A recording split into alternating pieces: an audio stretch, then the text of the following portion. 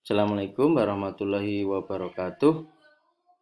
Alhamdulillahirrabbilalamin. Kita berjumpa kembali untuk melanjutkan pembahasan latihan soal yang pertama yang baru sampai nomor 13 sebenarnya karena terpotong. Kita akan melanjutkan sampai nomor 15. Langsung saja nomor 13. Kita perhatikan pertanyaannya.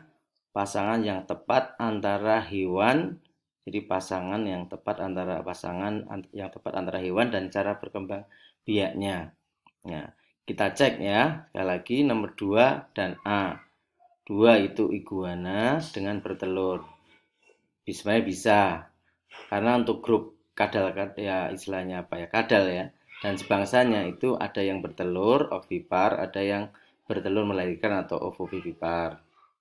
Jadi masih bisa, tapi kita cek 4D. Platypus dengan D membelah diri. Ini yang salah. Jadi platypus itu merupakan mamalia, dia khas Australia, tapi dia dengan cara berkembang biaknya bertelur. Tapi dia juga menyusui anaknya. Ini memang hewan yang khas. Ya.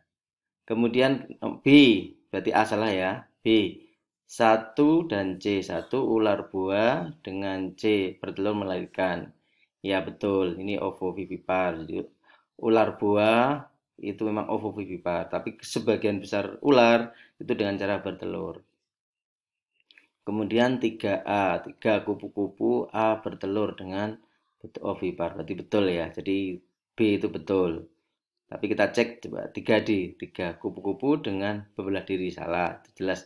Yang lain nggak usah dibahas. Yang 2 karena 2B karena masih salah. Karena apa? Karena sudah ada salah satu, jadi seandainya ini betul tetap jawabannya salah. Yang D, 4B, platypus dengan melahirkan. Salah juga ya. Karena tadi platypus dengan cara bertelur, walaupun dia mamalia. Nah, jadi jawabannya betul adalah B. Kemudian nomor 14. Seperti yang sudah saya tadi sampaikan bahwa kita lihat pertanyaannya. Pasangan yang tepat antara nama hewan dan cara berkembang biaknya. Baru kita ke tabel. 3 dan A, paramecium. Maksudnya ini ya. Paus dengan ovovivipar, betul tidak? Betul, ya. Kemudian anemon laut dengan bertelur. Ini salah. Anemon laut itu aseksualnya dengan atau vegetatifnya dengan cara tunas atau bisa tunas, bisa juga fragmentasi. Jadi 2 salah. Yang ada 2 dan 1 salah. Sehingga sebenarnya tinggal 3 dan 4 ini A. Tapi kita cek dulu. Paramecium membelah diri. Betul. Kemudian cacing tanah dengan bertelur. Betul. Jadi yang betul adalah A, 3 dan 4. Ya, nomor 15. Contoh hewan yang berkembang biak dengan cara fragmentasi. Jadi kalau membelah diri itu membelah menjadi 2, yang menjadi 2 individu. Kemudian nanti kalau dia membelah jadi 2 terus itu namanya membelah diri. Tapi kalau fragmentasi itu kalau terputus bagiannya, misalnya ya kalau cacing planaria itu, cacing pipih itu salah satu jenisnya planaria, itu kalau dibelah jadi 2, maka dua-duanya jadi individu baru. Dibelah jadi 3, nah tiga-tiganya jadi individu baru. Nah, apakah itu dibelah disengaja atau yang tidak sengaja? Tapi kalau dalam kasus contoh biasanya disengaja. Ya, tapi Pak Anto belum pernah melihat yang tanpa sengaja atau terjadi secara alamiah, itu kasusnya apa? Mungkin kejepit atau apa, mungkin belum pernah tapi ya.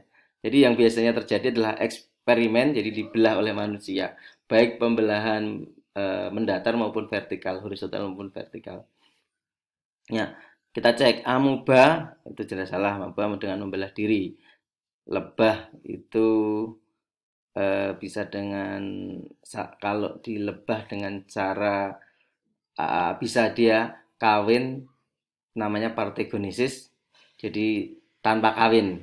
Sehingga tapi biasanya lebah kawin, tapi dia bisa tanpa kawin, namanya partenogenesis. Tanpa ada pejantan dia bisa berkembang biak atau menghasilkan keturunan. Nanti ada beberapa hewan yang bisa berkembang biak tanpa kawin, seperti komodo, kemudian dan lebah. Ada juga beberapa jenis udang. Nah, B, planaria itu betul, planarianya. Hidranya yang salah, hidranya itu menggunakan tunas.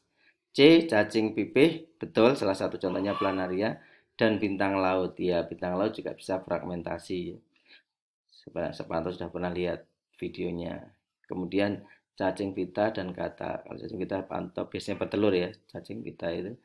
Kemudian katak juga bertelur. Jadi yang betul adalah C. Nah, demikian tadi untuk pembahasan bagian kedua, semoga bermanfaat. Nanti di di kolom deskripsi Pak Anto cantumkan link di video pertama juga ada sebenarnya link untuk video yang bagaimana cara strategi bagaimana cara mengerjakan soal. Khususnya nanti juga ada strategi bagaimana kalau kita tidak mengetahui semua opsi jawaban, tidak tahu artinya atau tidak tahu itu, tidak yakin jawabannya betul apa benar. Nah, itu sehingga nanti kalau khususnya untuk pengerjaan soal itu kita bisa membuat strategi, walaupun sebenarnya kalau Pak Anto sih secara pribadi tidak setuju atau tidak suka dengan pembelajaran yang hanya latihan soal seperti ini karena tidak begitu mengembangkan istilahnya apa nalar berpikir kita secara kritis gitu. Tapi ini karena kita nanti hanya anak jangka pendek tujuannya untuk sukses ujian ya, kita harus menyesuaikan dengan pola-pola pendidikan yang ada di tempat kita di Indonesia. Tapi semoga bermanfaat. Kita tutup dengan baca hamdalah. Alhamdulillahirabbil alamin. Assalamualaikum warahmatullahi wabarakatuh.